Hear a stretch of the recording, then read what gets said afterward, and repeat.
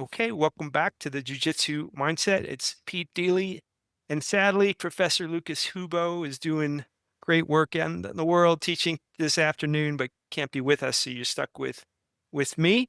As you know, he is a new dad this year, and like all new dads, he's likely exhausted. So I know he's got a full supply of submission coffee. So if you want to go get your uh, subscription, go to submissioncoffee.com. You can order it there. The divine has been exceedingly good to me. I get a chance to talk to people almost every week who I want to talk to. I like feel like, oh, I hope they'll respond to my email. And today was another special day. So I have Professor Chris Burns with me, and I'm so grateful you decided to spend a little time. Thanks, Chris. Thank you for even caring. That's very sweet of you. And congratulations to your man. It's terrifying having a kid. I have five myself, so I have Um, I can appreciate what you guys are going through. My oldest is going to have her own child, and so I will become a grandfather come October 6th. So Congratulations. thank you. That's so huge. I will only be responding to Spartacus after October 6th. That's going to be my grandfather name. So, Congratulations, thank you, sir. sir. I'll remember that. um, well, Chris, there's so many things that I could ask you, so many directions that that would make for an interesting conversation. But I'm interested in uh, somebody who's been able to focus their energy and, you know, become so good at a particular thing. Um, if you had not picked fighting and jujitsu and learning to fight, learning to teach people to fight as where you poured all of your passion and energy into, like where would you have been? What else would you have picked? Who might I be talking to if it wasn't that? Man, I don't know. That's a big question Indeed. because I've had like 30 lives before this life, and everyone, like, I think the last podcast I did, somebody started asking me questions after the podcast, and I started telling them about the things I did before jujitsu. He was like, "Who the fuck are you?" Like, I was a university professor. Like, I've had many a life. I used to manage porn stores. Like, I've done a lot of weird shit with my life, and my goal has always been kind of like well, there's two versions of this. One is like the abyss. Hmm. Like, I'm trying to push it back at Yeah. all times. If I sit still for too long, Right. like an existential dread just sits in. Like, Yeah. I can't just sit there and be like, oh, this is lovely. That's very hard for me to do. It's like, what's the next job? Yeah. Yeah. Yeah. You gotta give me some work. I gotta do some shit. Otherwise, I get too heady. So if I push myself in a very specific direction, I'm less depressed and anxious. Yes. So I feel like if I push myself in any direction, I'm fine. As long as I have a So goal and a purpose. yeah. Well, those are Yeah. two pretty disparate of the 30 lives that preceded this, the university professor and the manager or the owner or whatever of a porn Never shop, owned it. or Just okay, random. just random, generally not sequential steps. So like is there when you think about choosing those, I'm curious, did they have anything in common, or were they just like Well, the what next thing in front of you? Because that's a pretty art? oh, What's interesting. the next thing in front of me? So I Yeah. was an artist as a kid. So I was an illustrator. Okay. When I was super young, I would kind of lose myself in illustration, Hmm. and illustration became painting, and painting became monitors that I draw on. But I was making comic books for a long time, and making comic books is what kind of segued me into working night shifts in a porn store because I could set up the Yeah. easel and I'd draw and I'd watch The Simpsons and eat pizza, and it was awesome. It's the Right. best job ever.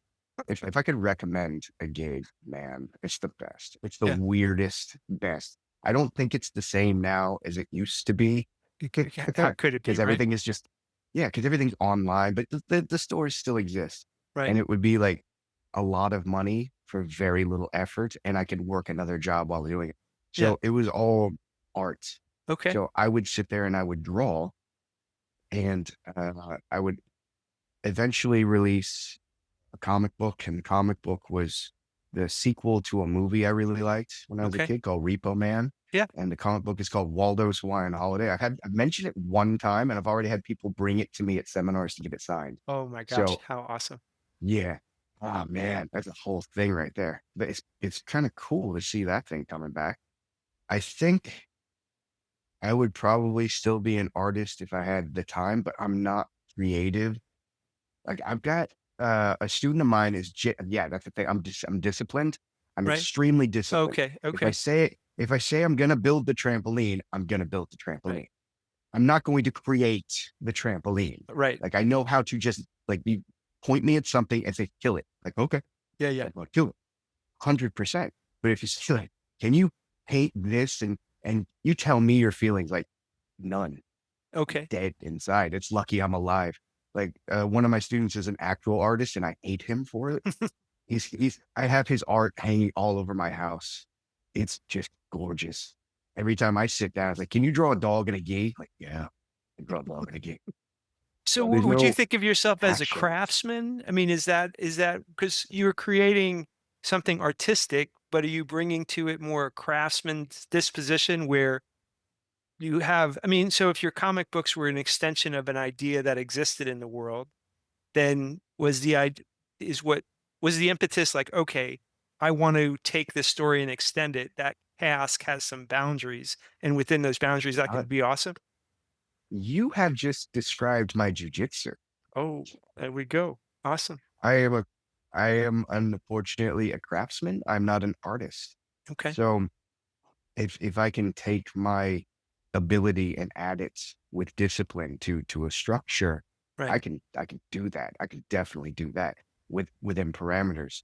For me, being creative, my creativity,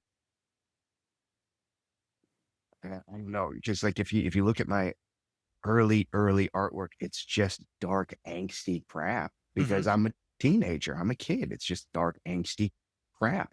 Right. And then when I get older, it's like the artwork for a Tic Tacs commercial. You know, like I'm drawing storyboards. I'm drawing WWF wrestlers for a video game. Like there's no real passion behind it other than the angst. And I feel like, and this, I'm throwing him under the bus. The artist friend that I love so much, that dude is stuck living in Arizona and hates living in Arizona. And he is filled with teenage angst. And I can feel it in his art. Right. Everything about it's like this balance between Basquiat and just this hateful Egon Schiele. It's I love it, but it needs the angst and it needs the desperation and it needs the passion. Right. I don't have that. Like my ennui is like I don't know what's coming next. And I've hit a point in my life where I'm kind of comfortable with that. Like, yeah, I guess when you're dead, you're dead. But when Right. I was a kid, like, oh fuck, I'm gonna die. Yeah. Yeah. Like, well, what do I do until I die? Whoa, whoa, whoa, I don't want to waste my life. What do I not waste my life? Like, go make something. If you make something, you're not wasting your life. And now I'm like 43 and like, fuck you. I'm gonna make a burger. Yeah. Like, Yeah. I'm way calmer. Jiu-jitsu helped with that. That gave me balance where it's like, is that your blood? Some of it, yeah.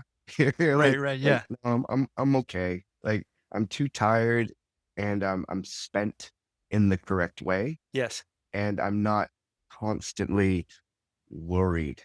You Yeah. know, like it's just this weird zen feeling of post fight, pre fight Yeah. at all times, Hmm.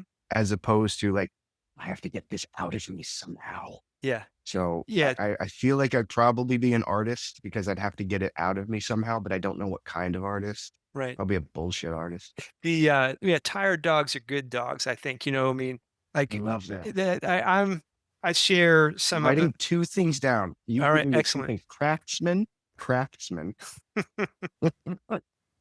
and tired dogs are good dogs. Now, did you teach art when when you were teaching at a university or?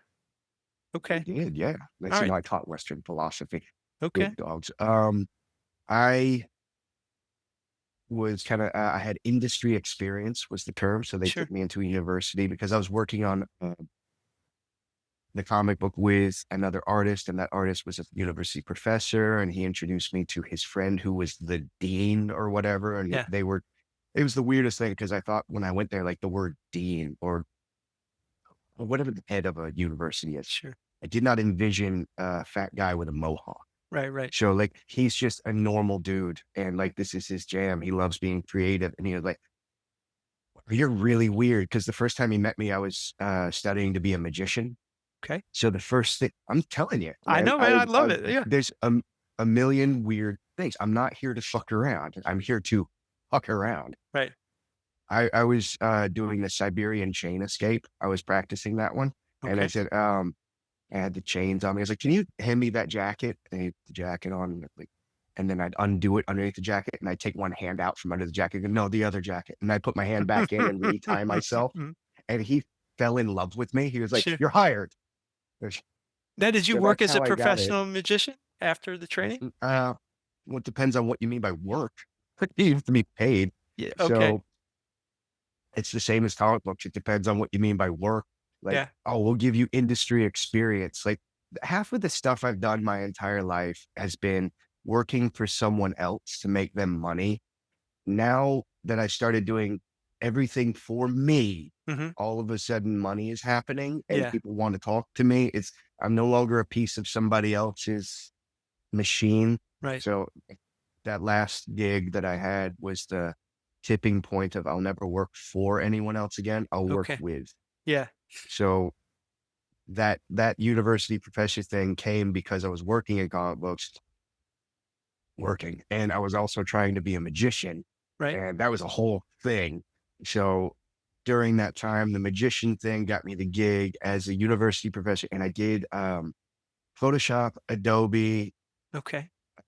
um, what else? It was a lot of technical stuff. Plus, I taught perspectives and Okay. some more wet media shit. Hmm. But that was more. No one could take the class, so they threw me in. It was like, "Can you teach it?" I was like, "Yeah, I can teach it." I did it full Henry Rollins. It's like, "Yeah, I'll Right. take the job." Yeah. It's like, "Yeah, I'll do it." It's like, "Oh, am I doing it wrong? Tell me what to fix." And I like teach the class, and the class they get all A's. They're doing great. Like, I guess I'm good at this. That's right. So, but then I had a huge falling out with the two guys. I ended up leaving, and I had to call the workplace ombudsman. It was a whole fucking thing. Hmm. So I was not meant for academia. I'm Okay. not good with people. It's not, I'm not really good at taking orders. I'm good at being suggested orders. Right. Like if you tell me what to do, like, yeah, that seems like a good idea. And Yeah. if you tell me what to do, it's like, that seems like you can go fuck yourself. Yes. So Yeah. Well, I mean, I probably beg to differ on the notion of you not being good with people based on just like my observations from afar, because you seem to have a lot of charisma and people, you know, all you're, nihilism, sir. I think I can tell the difference. I mean, it's interesting to me because I think as in whatever vehicles are becoming profitable for you, as you say, like as you create your own, apply that craftsman mentality to your own economic life and professional life.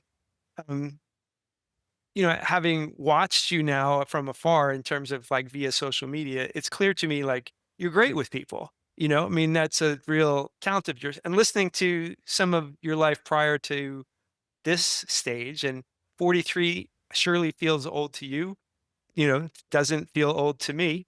And, 55, my age, somebody down the road is going, "Hey kid, 55, you hardly started yet," so it's always, relative perspective, but you got a lot in 43 years to say the least, right? It's not the years, it's the mileage. That's one of mine. I'm gonna quote I'm quote Indiana Jones before he gets canceled. So, I mean, as a craftsman, as a some part of you, I think it's fair to say, is an artist too, and clearly like a person who can channel his energy in whatever direction you decide to point it in.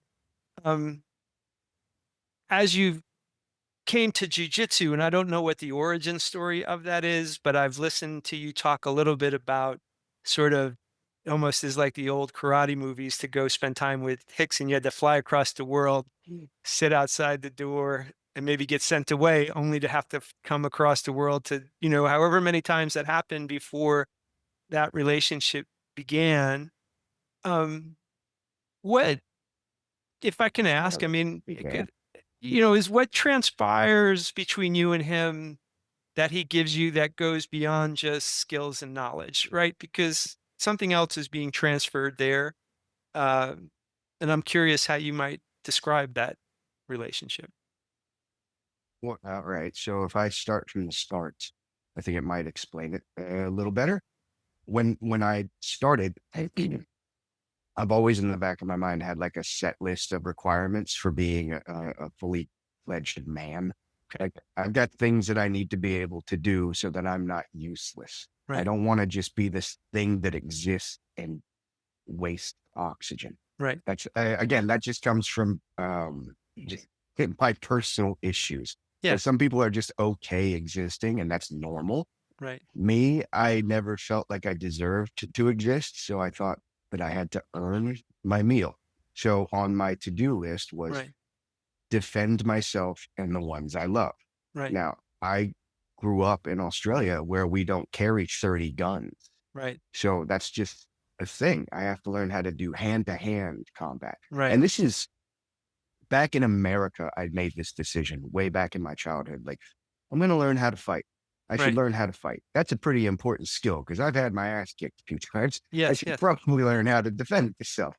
And it kind of snowballed into my body couldn't do anything for a chunk of my life. And I made a promise to myself, like, no more waiting. You're going to do this. The second Right. your body can move again, you're going to do it. So I did it.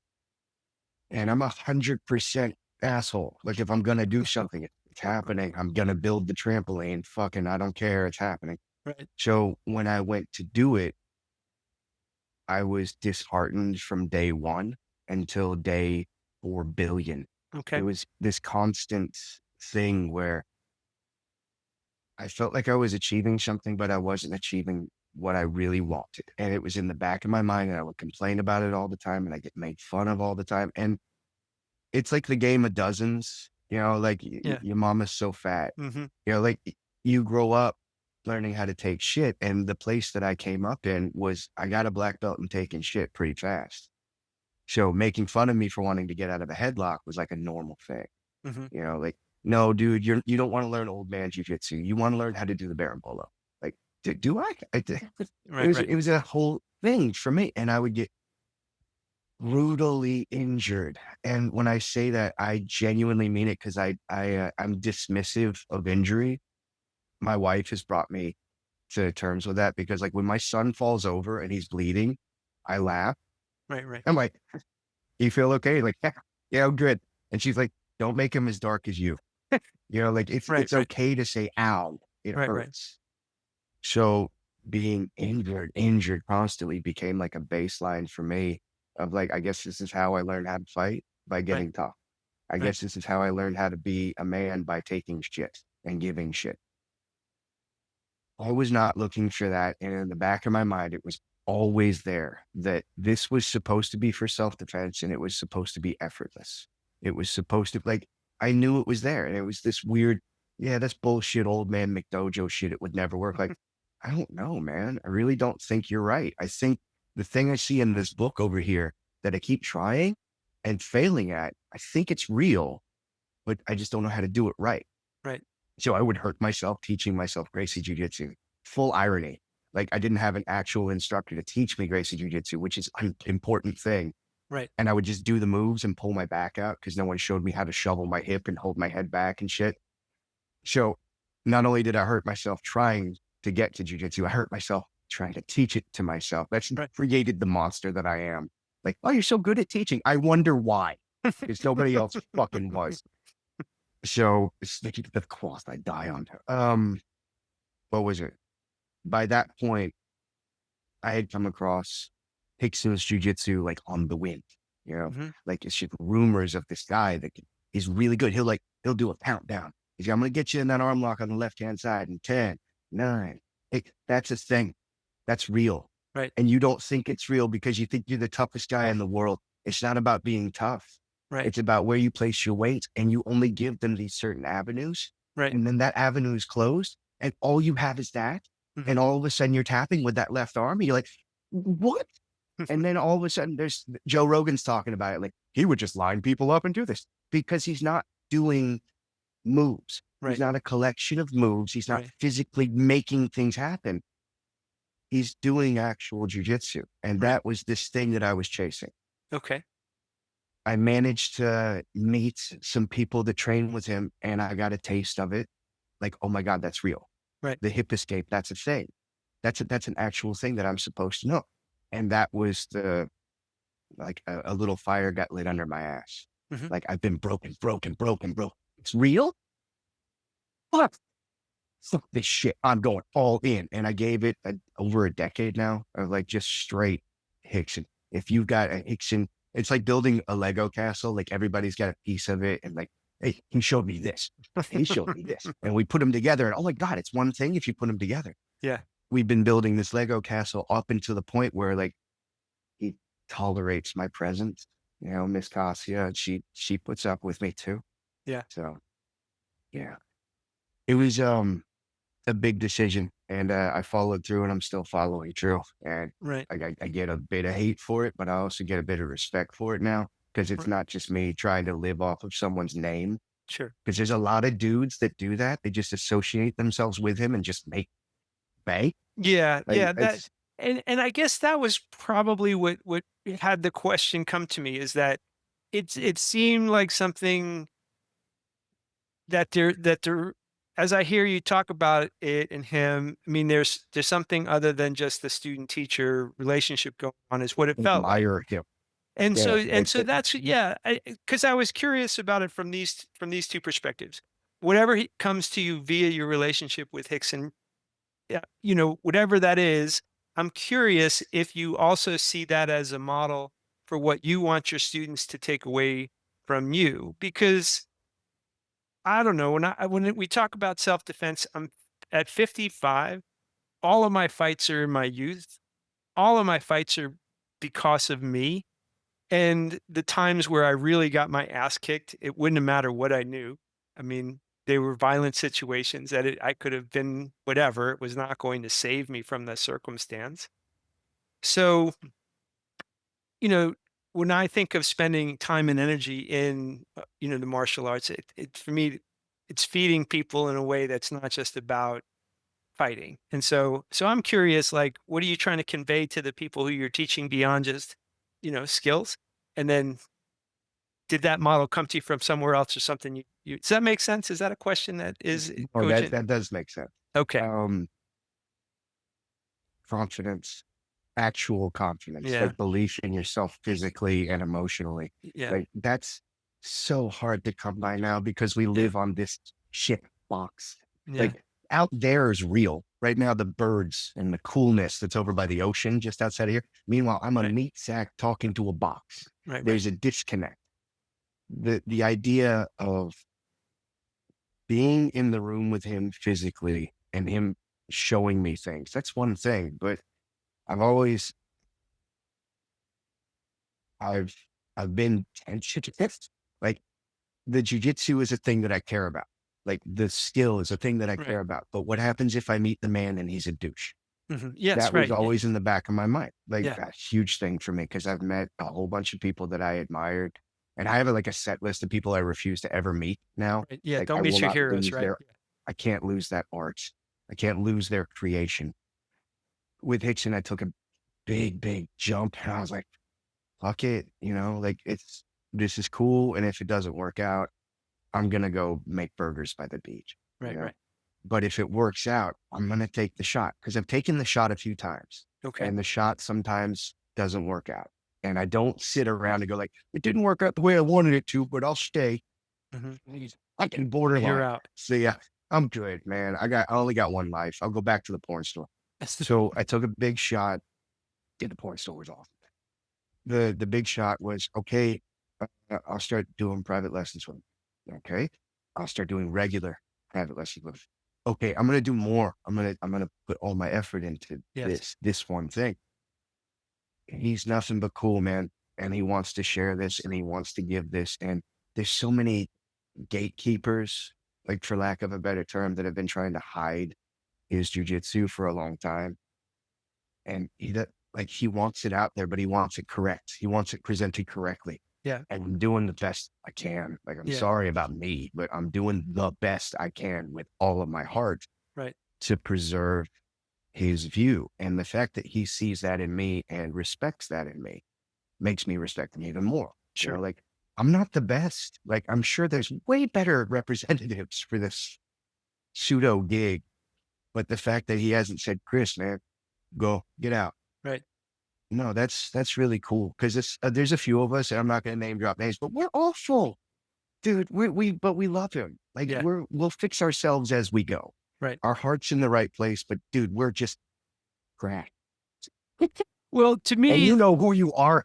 yeah. So they're hopefully they listen. They know who they are. I, when I listen to you say that, and I think about when you talk about like a shit box or whatever of that, like the the notion and the feeling of like somebody is for you is, I think, one of the more profound experiences we can have outside parenthood.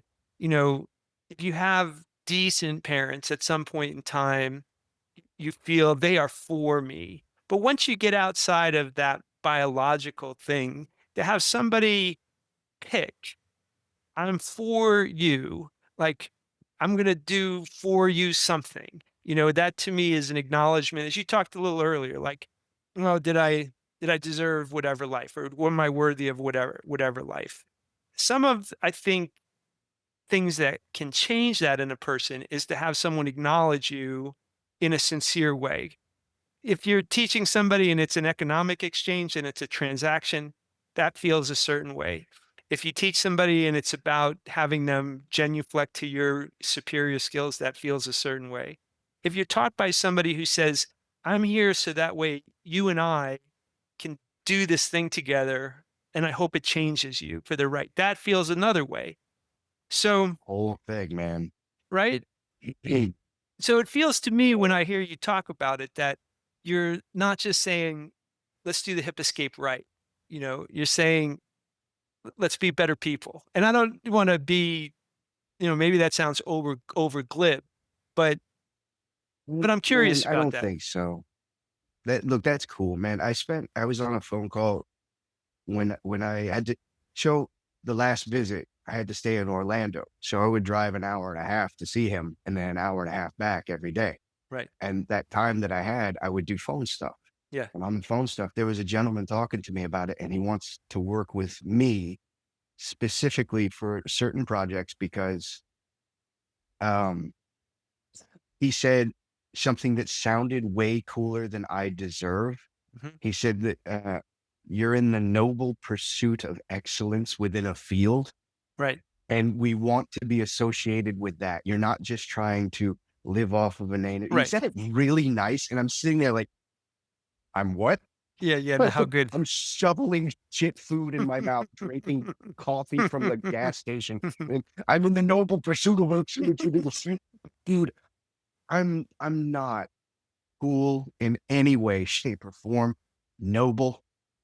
Oh God. I had one of the black belt guys that he's a douche. He's like, "What are you gonna stand up for your honor?" I was like, "It's the internet, dude. Somebody made fun of me on the internet. There's no honor in Right. that. Right. Right. Yeah. Like, if you're standing in front of my family and threatening them, I'll die for that. Right. If you want to make funny videos on the internet, like, you have dishes to do? Yeah. Exactly. There's the noble pursuit of excellence within a field hit me really hard. And I think that's what you're talking about, not just doing this thing, but trying to achieve something bigger than me with multiple people Yeah. for more people.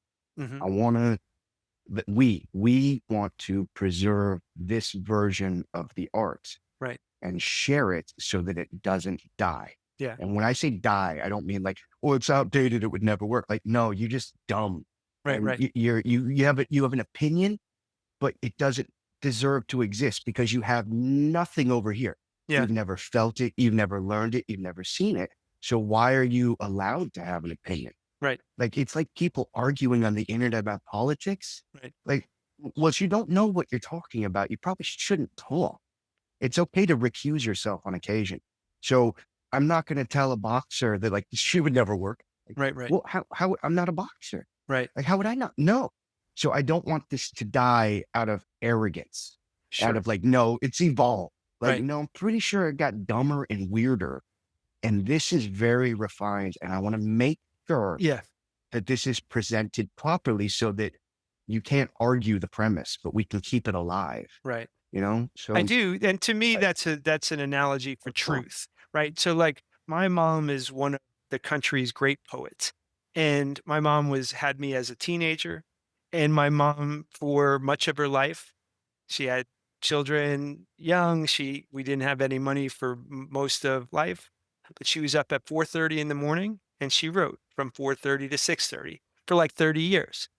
And it was in that cauldron of, focused discipline and a commitment to just the thing itself without an audience, without that then yielded. She was the professor of the year. She was given like National Endowment of the Arts. We like recognize her as one of the great poets of the country.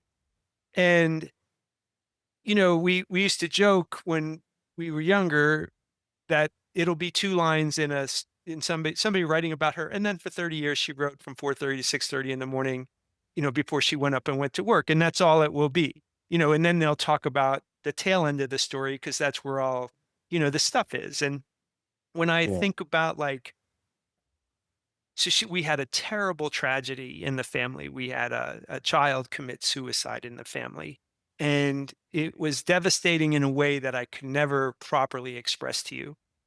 And she wrote a book about this experience. And the book was not a journal to express herself. The book was about, for everybody who has ever been through something like that, let me create some community for us that together we can see in each other, hey, this affected me. Maybe it affected you in a similar way. And that truth of something important in some ways will become an immortal moment, And so when we read people from 2,500 years ago, 5,000 years ago, and there's truth in that, it's preserved in much the same way I hear you talk about Hickson's art. Let's not lose the truth of certain things. So anyway, I mean, my wife's a naturopathic physician, and you see it in medicine. Here are things that 5,000 years ago people talked about, and they persist because they're true. Do this; it's good for you. Just like you say, you don't know Hickson's art because you haven't been around it. Give me 5,000 years of continual, old women taking care of young women in a particular way. Hey, these things are true. How do we know they're true? Because they lasted. So anyway, I mean, I see some of that, in my opinion, at least, in what you're doing. So when you talk about preserving it, you want to preserve something that's true. Don't let it get lost by people that are giving the flashiness of the moment. Hey, this is it's less nutritious than the right stuff. Well, that was eloquent. The fact that you wasted that on me. No way. No way. Wow, man, thank you. Well, That's yeah, first off, that's I want to know generous. who your mom is so I can read her book.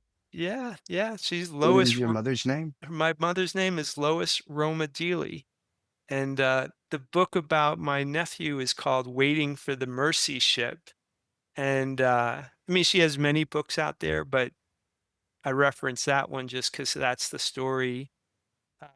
We're an immigrant family. And so in the beginning, she Mm, wrote a lot about the journey from one land to another. I know you've seen much of the world. And so I think then what does it feel like to go someplace else? One thing to go and travel, another thing to go from you don't speak the language.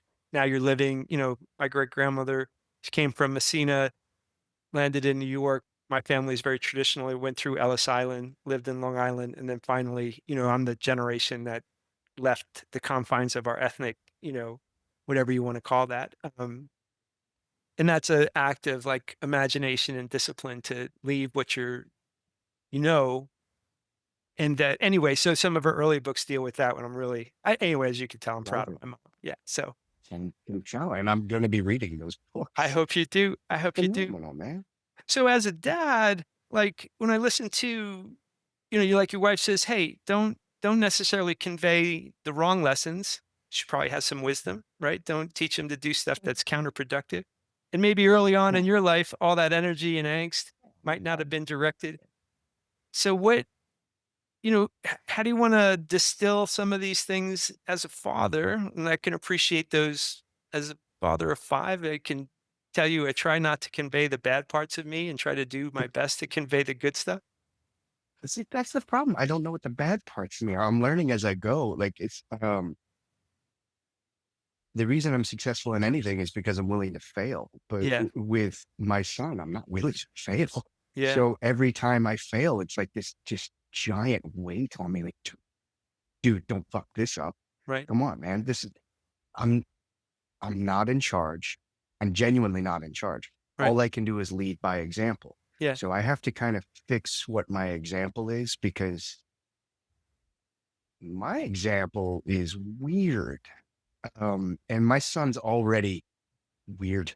Yeah. Like it's nearly 4 and he's like the leader and Right. in the school, like the teacher's like, he's telling everybody we're doing this and we're doing like he's the Yeah. leader of the pack. I was like, fuck. So I gotta make sure he grows up to be one of the good guys. Right. I want jujitsu to be a part of his life. And one of the coolest moments fiction was we were at the old studio and Jasper was there with me and he's tiny. He's a nugget. He's like a year. He's just running around being a nuisance and punching things. Nice. And he's gonna be a heavyweight. I was like, yeah, man, he's a big boy. And he goes, don't force him to do jujitsu. He just started giving me father advice. Like Yeah. what Yeah. I didn't Yeah. ask. Yeah. It just started happening. I was like, shut up, Chris, listen. Yeah. Yeah. So he was like, don't force him into doing jujitsu, raise him in it. Yeah. Like just all these beautiful things. And I Yeah. don't want to just keep talking. That's a Hickson thing. And it was a moment for us, and you Yeah. guys can do whatever. But it was this moment where he said, like, it's your life. It's a part of your life. He'll be raised in it regardless, Right. So don't force him. Just let it be a part of his life. Yeah. And he's had that be a part of his life since day one. Like little games, like don't let me touch your neck.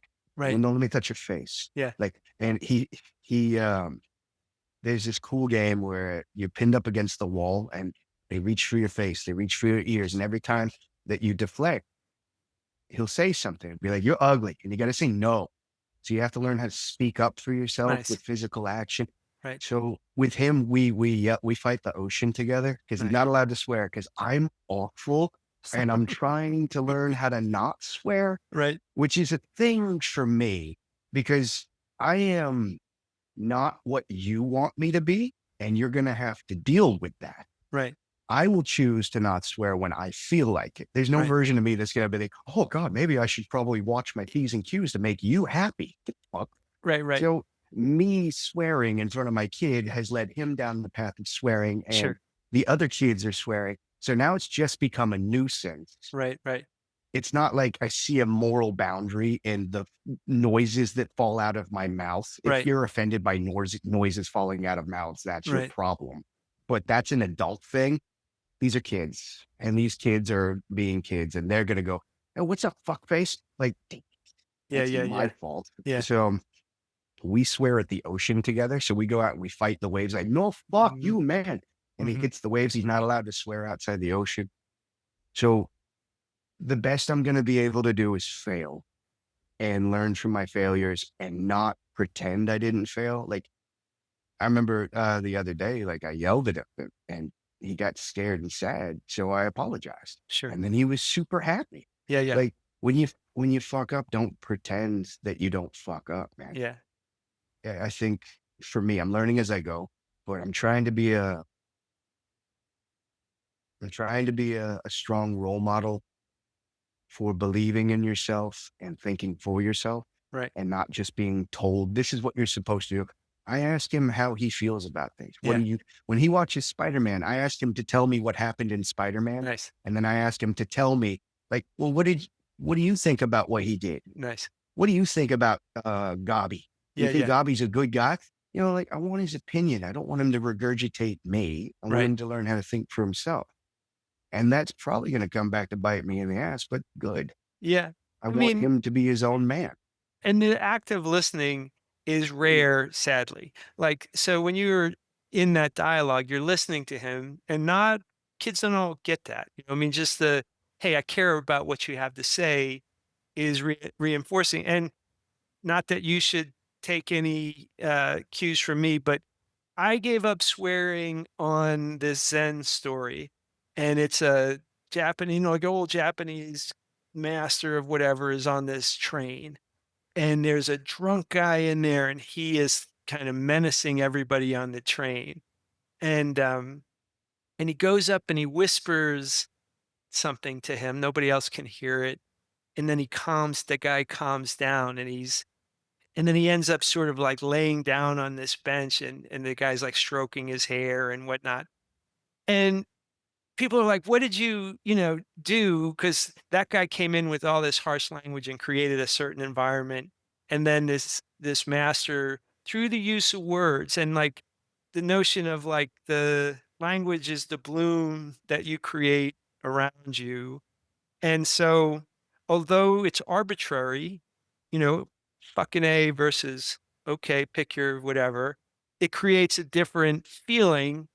And I had kids relatively young, and like, well, what was the atmosphere around my house that I wanted to create? And and language just mattered. And my mom's a poet, right? So I mean, language is always something that was a part of the conversation. But in terms of like, obviously, nobody is going to force you to do anything. It's clear to me, that's not happening. So in terms of whatever internal constraint, and it's an invitation to a certain sort of discipline, because now you're forced to think of words that convey whatever you want to convey, that you can't rely on, those old things. I'll be curious as you, um, come along those ways. My guess is what you've described to me is a kid who shares your iron will. And so if he's got an iron will and you got an iron will, and he's 4, and it's obvious from the beginning, and your road was your own road, was not externally, nobody pushed you one way or the other, is what it sounds like to me. I don't know. What do you anticipate as you will you be permissive, go find your own road, and whatever that is what it is? Or will you be I don't like, think I trust have, me? dude. I don't even say. I'm gonna take the Vandals approach and tell him, like, don't do cocaine and get a dragon tattooed on your neck, Right, but you do you. right, Like, I'm gonna give him suggestions the same way I teach a class, because there's no class where I say Barambolos are gay. They're not. They're a thing, and they're right, awesome in their own way, and you can do you. What I want to do is I want to tell you, probably don't touch this hot pan. right. Don't get the neck tattoo. Put away some money in your 401k for later. And Yeah, if you don't listen to me, you don't listen to me, but at least I set an example. Like, right. I touched a lot of hot pans. I got a couple neck tattoos. I'm just saying it's probably not a good idea. Like, Yeah, dude, I got a lot of fucking neck tattoos. yeah, yeah, I This get is it. not fun. Just doing chin ups like he is off. I'm gonna lead by example. I'm gonna make suggestions, but there's also parameters on that. I don't want him to be a bully Yeah, at all, So I'm learning as I go, and I'll probably have more ideas presented to me as I go. right, But the whole idea of just leading by example, right. I think that's the only thing I have going for me at this point. And it's letting go with love. That's something I've had to come to terms with in a million ways in my life. Like, if that's what he wants, I can make a suggestion, but he's going to do his thing, whether I Yeah. like it or not. And my mother to this day is like, payback's a bitch. Like, you were the worst kid. So get ready. And I was like, Yeah, oh, fuck. So I was a sweet kid. And then I hit this point where I was just Satan. I was just awful. And I wanted destruction and I wanted death and I wanted yeah, yeah. everything to just fall apart. And I'm talking like I'm 100% guy. Right, So when yes. it got dark, dark. Sure. And like when she's picking me up from the police and shit, she's like, what is wrong with you? I'm like, Right. I don't know. Yeah, yeah. But then something happened later in my life where I had to take care of somebody who was more broken than me, and it Mhm. gave me a reason to be a better person. Yeah. And I was a better person for a long time because of that. I feel like he's probably going to hit a point like that. Maybe, I don't know, because if he's got any of my genes, dude, Yeah. like, Well, because my wife, I oof, she's like me, but normal. She's like, she won an Oscar. oh Like my this goodness. woman she has a work ethic. Yeah, yeah. She put herself through college. She does not fuck around. Right. Like we had a business transaction in this marriage. Like, no, Okay. no, no. We need to sit down and have a talk like an adult before I start doing anything in the future. Yeah. If he's got like that much of me and that much of her, we're still fun. Yeah, Like it's funny, like, he's got both. yeah, well, clearly, I mean, so I can tell you right now, there's, it's over. Like he's got both of your stuff, and that I think can be an amazing thing because you're I don't know. I think about my father. I'm 12 years old. I'm sitting on this porch. We're living in this crappy apartment. I mean, I remember getting beat up by a bunch of boys one day, and like wasn't a nice situation. But I'm sitting on the porch with them, and he turns to me, says, "If you do any drugs, I just want you to do drugs in a safe environment." Says, "How about that?" And ironically, I'm one of the few people haven't done illicit drugs, and I don't know if it ties back to that moment, but he totally took it off the table as a way to be transgressive. He's like, whatever you want to do, I'm fine, but just do it safely, okay? Can we agree to that? And I don't know. Because what I'm curious about, is you convey this iron will to somebody through your genes and through your own examples, your wife and you, that produces o- outlier results. He's always going to be an outlier. He's not going to be like the rest of the people he's around ever, because most people don't have an iron will and don't think, oh, a way to fulfill myself is to channel it in a particular way. And when I tie that back to the Gracie family, because one of the things that I think protected the kids from feeling that jujitsu was a burden was an injection of joy into the child's experience with that. And it's the So joy that that's saves, a thing, man. right? And so never Yeah. mind, there was they removed the pressure, but they also made it joyful.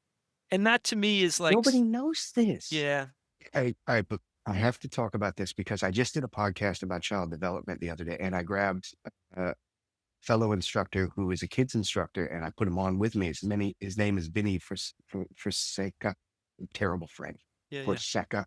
There's a bad, good friend.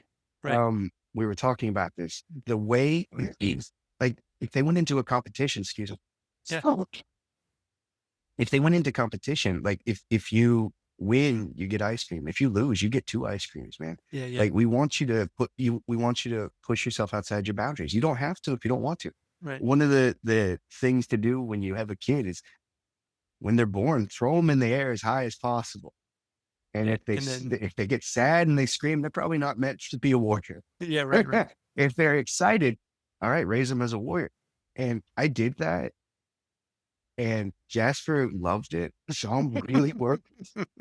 He was like,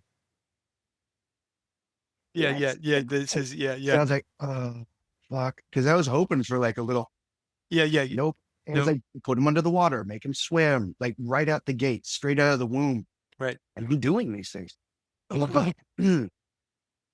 The way that they raise kids is to be confident and strong. And the way they do that is through language. And I'm new at this. I'm learning as I go. Right. Like the ability to stand up for yourself and say, no, I don't like that. Right. Like the playground is not just yours. I deserve to play here too. Right. That's right. Like, I might not be good at soccer, but I'm good at jujitsu. Right. Right. Like, things like that. Just learning how to stand up for yourself and hold your head high. I want my son to grow up to not be a bully, Hmm. and I want him to grow up confident. And he can channel his passions wherever he wants to. But the way the Gracies do it, I think, whether the internet thinks so or not, is a very positive way of. I don't want my son to have his meat sack staring at a phone telling him how he should feel. I Sure. want him to put the phone down and be like, "Oh, you don't like the way I dress? Yeah. And to me, I don't that's like the born way you of dress." self-awareness. Like if you know who you are, you can make those statements with confidence because you're not being taught like, "Hey, I'm reacting to you." You're expressing yourself, and that I think is hard.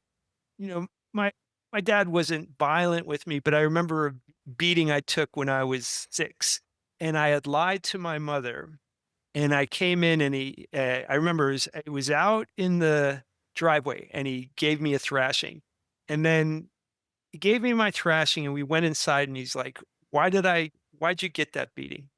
And, I said, "Well, because I lied to mom." He said, "No, that's not why you got the beating." He said, "You got the beating because if you lie to somebody else, you will eventually lie to yourself. And so, you know, that's what is not allowed, is that you better be honest with yourself because," and it stayed with me to this day. You got to be wary of people who say they're an honest person, but I have a physical reaction to dishonesty within myself because I of that moment. Now, I'm not suggesting you go give anybody a spanking over that, but I will tell you it was a seminal moment in my life that has always stayed with me. Um, You grew up good. yeah, they were Man, extraordinary. They were extraordinary people as young people. Of all the blessings of my it's life, amazing. it's one of my a real gift from the divine to me that I've had these people. It's interesting because my dad's in decline, and it is uh, an interesting experience, a sad experience to have felt amazing protection in my life, psychological protection, um, and then to have that change because the capacities of his, Yeah. are different now. Um, So you talked about your son and you fighting the ocean, and I'm an oceanophile. If I could, You where I'm happiest in the world is on the beach, and th- and you I'm live in curious. Arizona. And I live in Arizona, and someday, but I'm curious what like I'll give you my answer, but I'll ask you first. Like, what is it about the ocean that captivates you the way it does?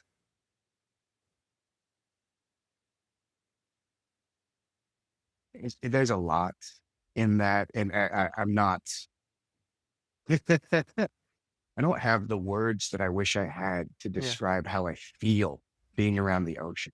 Right. It's this complete lack of control in front of this Yeah. majesty. Yeah. Like it's also a part of me, even Hmm. though I'm not in it. I feel it. Yeah.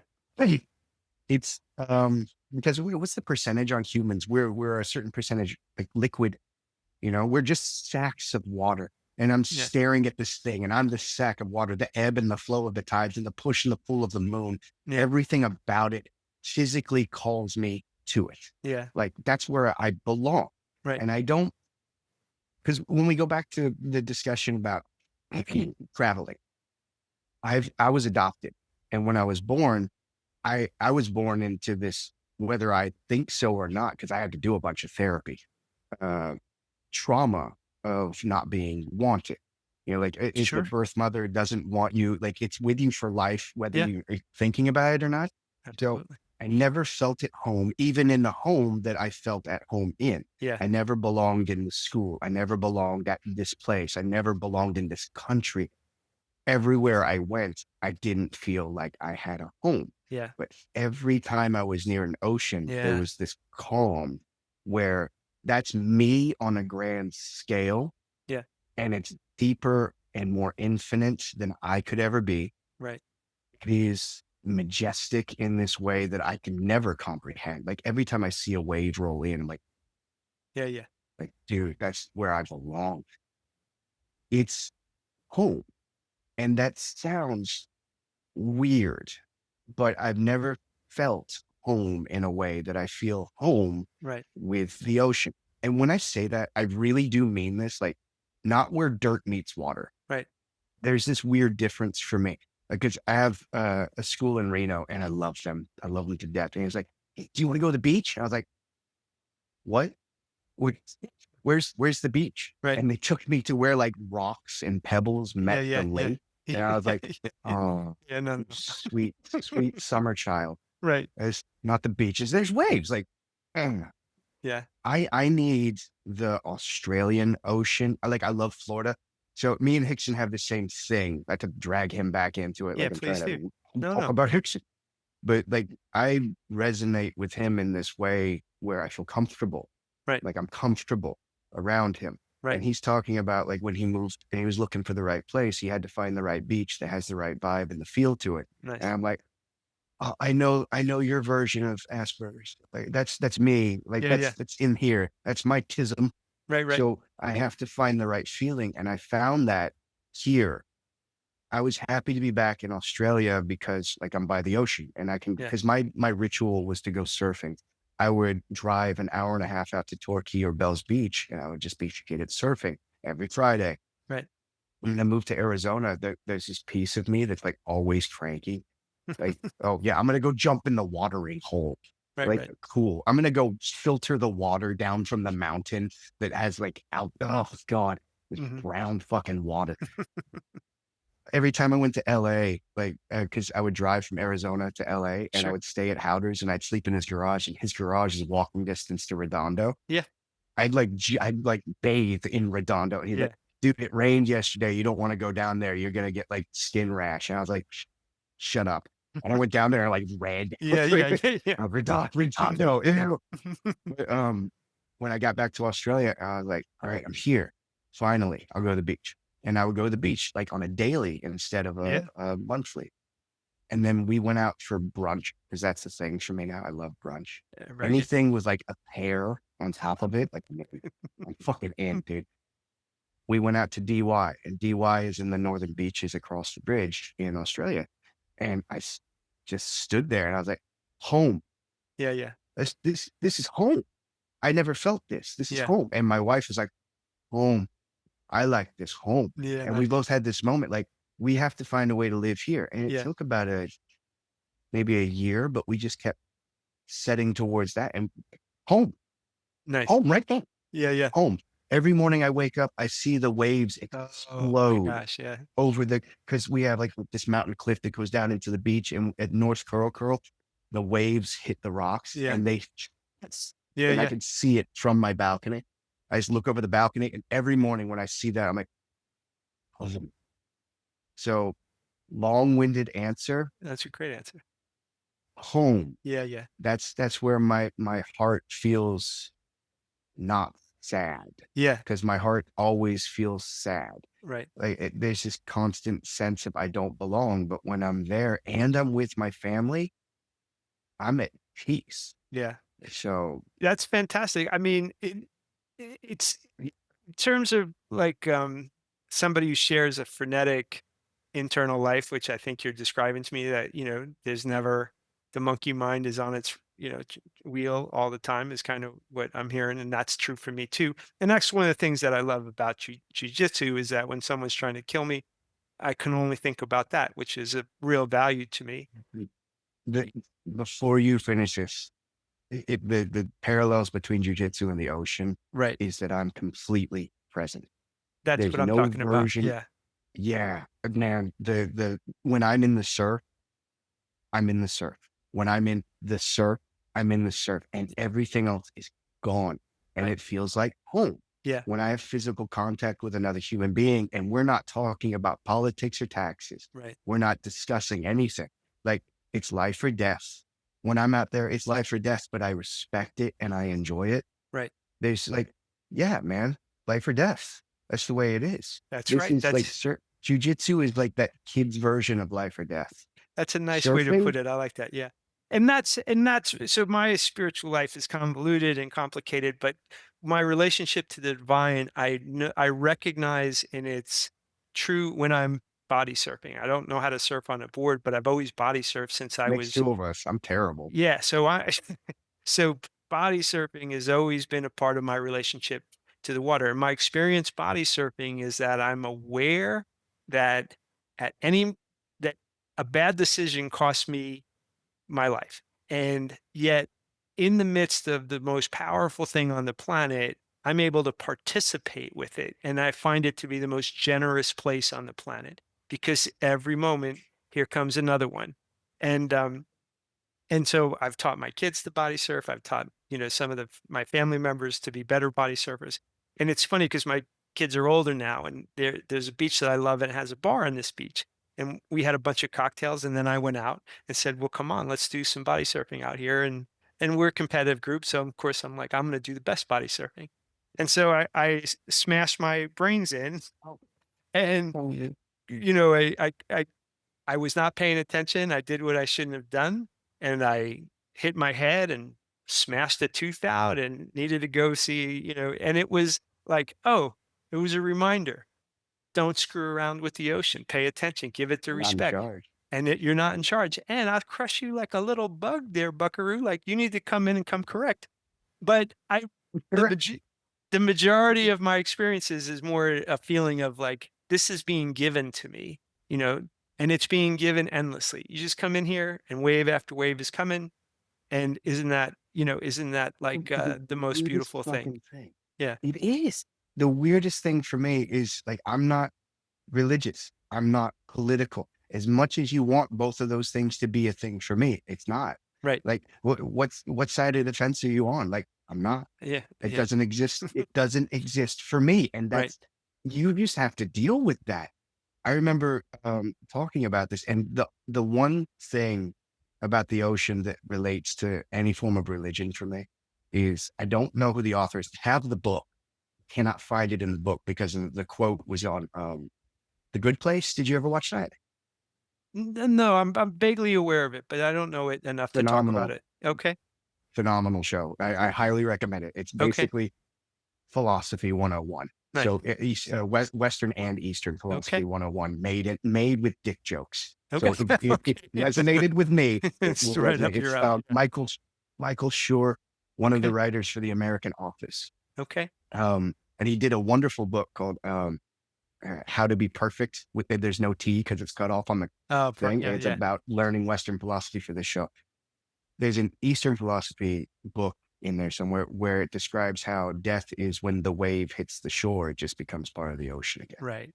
Right. And that hit me in the feels. Yeah. Like that's exactly how I envision death because I'm not religious. Like I'm going to go see the man upstairs. Like if I see a man upstairs, I've got words. Like we're going to have a talk. I've never been happy with the idea of someone being in charge of this shit show Right. because Right. I've had a lot of bad shit in my life that I Right. have heavy resentments for. Sure. Like, oh, why would you do that? Let's have a talk. Why would you fucking do that? Meanwhile, when I'm dead, I'm dead. And maybe letting go of the fact that I feel so infinitely important as a human in this personality. Maybe I'm a piece of something bigger than myself. Yes. Maybe when I die, I go back to being that thing that's bigger than myself and I'm no longer myself.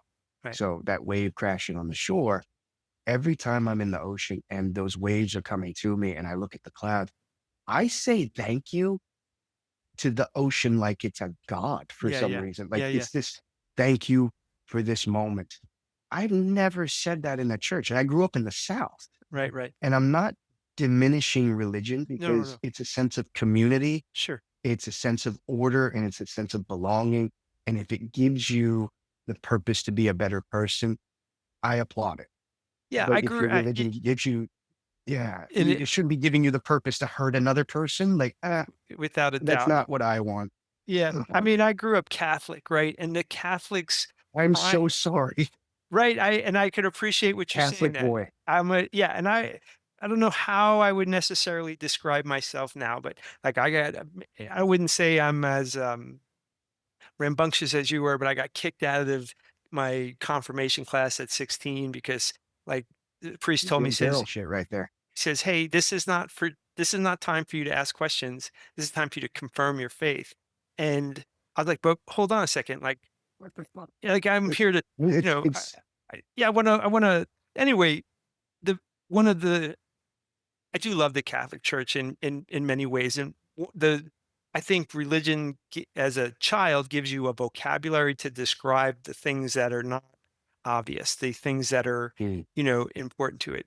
So the the wave crashing the beach is the metaphor for me, or is connected to the metaphor of death and resurrection, in that in every moment of your life you would, like in Zen, you would say, by the time I'm done with this sentence, the sentence is gone. So it's died, and now it's resurrected as this new moment. And so to me, the story of death and resurrection isn't about a bodily resurrection of a person as much as it is, hey, every day, all day long, that moment's gonna change. And so you're not Love that past. you've got full Joseph Campbell on me. This Joseph is Campbell and the beautiful. hero's journey is my like primary, that is my, Phenomenal. it's my primary organizing way of Yeah. the world for, oh, without a doubt, the hero's journey and the commonality around the world of all stories are the thing that informed my opinion about. He has a great, you've probably seen it, a good 6 hours with Bill Moyers that he did in like Oh 1987. yeah.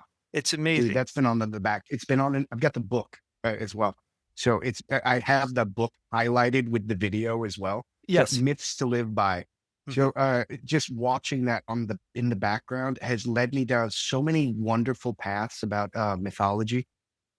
The fact that we as you have you ever watched Northern Exposure? Sure. Yeah. Yeah. Okay. So the full circle ending of that, where the town is on top of a mushroom and the mushroom is one big mushroom and we're all part of that. No one gets it. No one sees it. And the fact that he goes on a hero's journey as the last episode, Right. God damn it, that Yeah. show is high art to me. Yeah. Yeah. It's Nice. it we as a culture could start to see the similarities between religions and like just the mythologies that we build upon to create these guidelines for ourselves to not be shit humans. Right.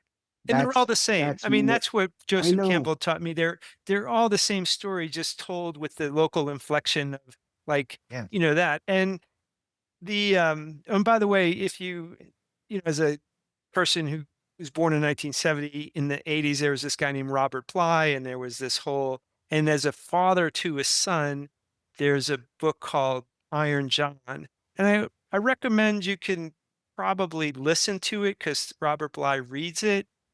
And again, back to the notion of truth, he's like, this story exists like water in a well, and this water goes through all this dirt and sand and sediment and is refined and refined and refined until it's pure water. See, so I'm going to tell you this story, and the reason why the story exists now is that it's traveled and been refined over time. And he talks about the journey of a man from being a boy to being a man and the different phases of manhood. And there's a lot of metaphors and colors that are associated with, like, as a visual artist, you might appreciate, the red of youth, of all the anger, and that's your time to be red. And but it has to give way to the white knight who understands principles and goes out and does things with a purpose, and that has to give way to black, where you become wise, and now you are the shepherd for the folks that choose to be shepherded through these different phrases. And if you reject sort of those, then you're out of accordance with nature. And who's the story of this, from the boy becoming a man? Is the boy the right time, or is it, he's like, everybody is interacting with everybody depending on where they are in their journey. And if it's harmonious, you recognize who you're encountering. This is someone to learn from. This is someone to kind of recognize that they're in the red stage. There's no reason to fight with them because it's just what they're doing. It's just about them. And so let them, everybody do their thing, but acknowledge everybody where they're at. So it was one of those things I read right as I was Beautiful. becoming, yeah, it's, and the guy who reads it, the author, that's just how I came about it, has this voice that just sounds seasoned, like Mhm. right. I mean, as a 25-year-old, Nick when I read it, Offerman. it matters, right? Yeah, It's like a Nick Offerman kind of voice. Like, yeah, yeah. no. There's gravitas in the sound, right? I mean, The just the way, gravitas. yeah, yeah, God, yeah, yeah. I'm So, in it. yeah. Oh man, I'm gonna nut that. All right, look, I'm gonna avoid the temptation to keep you for the next 3 hours and ask No, you. this has actually been a very good one. Yeah, Already this is. talking But about let's Joseph Campbell. let's do this again, and Okay. let's Deal. let's continue the conversation because I'm following you from afar, so I know the things that you're Hey, saying I'm out there. following me from afar too. Yeah, This but is a weird journey. Yeah, well, just by way of like somebody might be listening and goes, "Well, is there a way for me to interact with Professor Chris Burns?" What might you want them to go and find you on? Apparently, okay, so I'm not good at selling stuff because I am the product and I Right. never planned any of this. And I have to say this as like a boilerplate before I open my mouth Okay. forever. The BJJ project is where you find me, Right. I guess. So they have this goat community thing. I don't know any of this. I really Okay. need the world because I get a lot of messages and I Sure. need you to know I can't read them all, Right. man. Right. I didn't plan this. Nothing of this was planned and I'm just dealing with it every day. So if I catch a message, awesome. If Sheila catches a message, more probable. Right. For me, the best place to find me is the BJJ project because they made a community. It's a closed group where you pay to be a member, like a student, Right. where I just answer your questions and I start typing on there because I'm going to do that today. For the Right. first time ever, I'm going on there and I'm just going to say, hey, what's up? Nice. I had a closed group for the longest time on Facebook and it was a members only thing. Right. And they took down, I've got thousands of hours of video on there and they Right. deleted it. So some of the students, yeah, Facebook This is just like said the like, if you, libraries of Alexandria burning. I mean, this, come on, thousands of hours of well, you. Yeah. to be fair, it was thousands of hours of stuff accumulated over years Right. and they've been refined over years. Yeah. So whatever I'm presenting now is like what I did with Hickson last week. Yeah. Yeah. No, So nice. I'm refilming stuff for a course that they just put out because they put it out while I was gone. Right. And I came home with new knowledge and refinements. I was like, delete, Yeah. Yeah. delete. I Yeah. need Yeah. to show you what Hickson showed me last week Yeah. because holy crap. They can find me in the Golden Goat.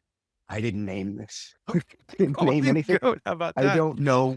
I don't because the goat is like the greatest of all time. And I Sure. think the thing is to be you're already the greatest of all time. You don't have to look up to anybody. You should be the goat. I Okay. think that's the idea behind it.